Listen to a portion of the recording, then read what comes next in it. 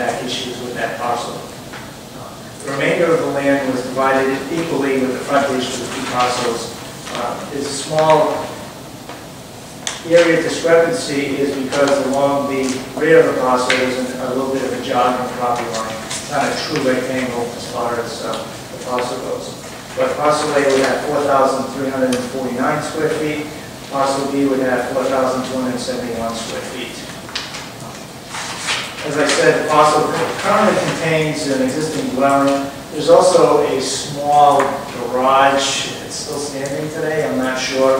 It's a very old garage that does have some roof area and some impervious area that we have not even shown on the plans here, because that may be going tomorrow. As far as the condition of it, it doesn't look like it's going to last all that much longer. But what we've done is we've proposed two dwellings. The dwellings would be 22 feet by 42 feet long on the property. The parking for each site would be adjacent to the buildings. We've made them at least 40 feet long from the property line, not the edge of pavement, so that two vehicles 20 feet long could each fit back to back onto each site. The parking for the existing dwelling would come off of, would be in the rear of the dwelling and come off of a 10-foot wide way that is located directly to the east of the parcel. That's a driveway that's currently being used by a couple of the abutters to the south of the property now. So it's a way that we can just also park there. Those two parking spots would be side by side, 20 feet deep and 20 feet wide, so that two cars could park on each one. Each building will be connected to the public sewer and water located on Swinburne Street. The existing dwelling is obviously existing, that is connected already, so that would remain. We've proposed some drainage retention for this site because of the small lot areas and the size of the buildings and the parking and so forth. I kind of looked at it as we do on the Shores area and took your high groundwater overlay district as a model for what we would do here for the to capture the increase in the runoff from the dwellings. So what we've done is we've looked at the amount of roof area for each new proposed dwelling, which comes out to be about 924 square feet. I've applied a 10-year storm event, which is typical for your overlay district, and the amount of increase that would occur because of the result of each lot of each building has been directed into infiltrator beds at the rear of the buildings. So each unit, each building will have 6 3-foot by 6-foot infiltrator units. And what I've done is I've used just the bottom area as a calculation for the amount of infiltration that will be going into back into the ground. We haven't used any sidewall areas, and I also have not used any storage capacity of the void within that each one of those units. I've proposed inspection report. We had an issue on one previously, and I've also provided a proposed maintenance plan, whereas on a yearly basis or as needed, we look at the infiltrator units. If there's more than 3 inches or so of silt that's accumulated, that it would have to somehow either be vacuumed out and or replaced at that point. It may be hard to vacuum them out, but it would have to be replaced. 3 inches of silt won't allow the infiltration. Obviously they won't work, so that's the reason for that. Part of the maintenance plan also talks about cleaning the gutters, making sure that that is properly maintained, because in essence that is part of the drainage infiltration system. It does start at the roof, collected in the gutters, down through the downspouts into the infiltration unit. So my feeling is that that's all part of the same system. I've looked at the soils for the site. We haven't done any testing on the site yet. This is, again, pre-application.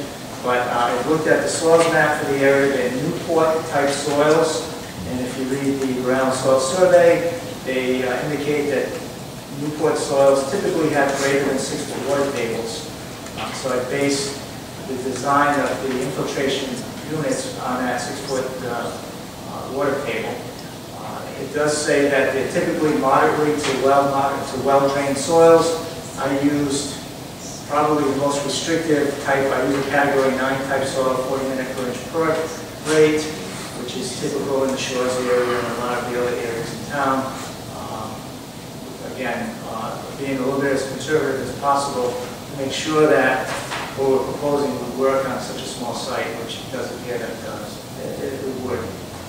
We've also proposed a small swale on the westerly side of each dwelling, which is on the downhill side, to just direct any runoff to Swinburne Street that may be there now naturally from the grass and things like that and so forth. Again, the impervious area from the house will be collected in an infiltration system. This is just to try to help the neighbor to the west to have less runoff go onto their property. There's no increase because of the lawn and so forth that's existing. The driveways have been proposed to be crushed stone, so that's not impervious also. Again, there was room to do it. It was just a little feature during the grading of the site that if we could, we wanted to provide as much protection from the runoff to the neighbor to the west as possible. I think that pretty much covers the site. I don't think I missed anything unless you have any questions. Well, just before we go to the questions, Lisa, can you just to take a minute and just review the commission? This is a preliminary hearing, and go through the process of where this application is today and where it's going, and what our ultimate responsibilities are in terms of approval. This is at pre-application stage right now, which means that really it's just an information exchange and there's no votes taken, there's nothing that's said on either side is binding necessarily, and it's really just so that the applicant can get an idea from the planning commission what you feel the issues are and whether you are in agreement with how they're proceeding, and so that they can learn what your feelings are and go back and make amendments based on that. The next step for them will be a preliminary meeting / public hearing. And so this will proceed as a minor subdivision, but it also needs variances.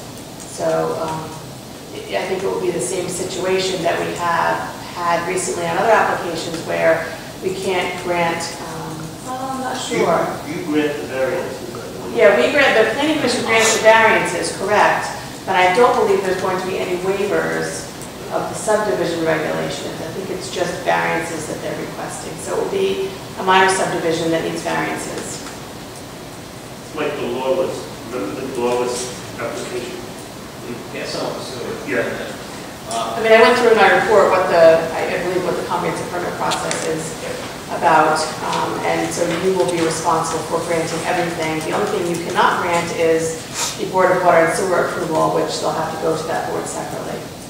So just important to point out that this is not a recommendation to zoning. That's correct. At the end of this process, we have the final approval, so we have to make sure that we cover all the bases here in our review, that we're not depending on zoning to provide that final level. Okay. Anything else to add, Steve? Are you ready for questions? Yeah, I'd be happy to take any questions. Ready to start? I was just going to ask, Mike, that in the existing dwelling, as all of these will sit on non-conforming lots, why wouldn't you be doing something for stormwater mitigation on that lot as well? I haven't proposed anything because it's existing, so I guess it's had all the land to the west previously to typically mitigate. when we do stormwater controls, it's for any new improvements. But we can certainly look at that and do something with that. That might be a little trickier because of all the different roof lines. I haven't really even looked at that, to be honest with you. But I'm sure we can come up with something on that, doing modeling plans.